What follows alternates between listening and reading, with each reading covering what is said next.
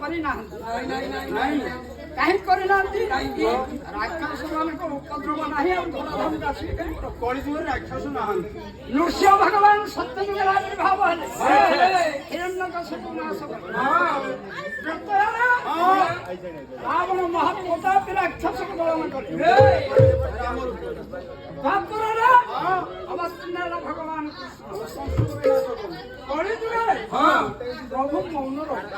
ହେଲେ କାହିଁକି କଳି ଯୁଗରେ ଇଏ ସିନା ଗୋଟିଏ ଯୁଗରେ ଗୋଟିଏ ରାକ୍ଷସ ବାହାରୁଥିଲା ଏ କଳି ଯୁଗରେ ମୁଁ ରୂପକ ରାକ୍ଷସ ଏତେ ପ୍ରବଳ ପ୍ରଭୁ ମୌନ ଅବତାର ଧାରଣ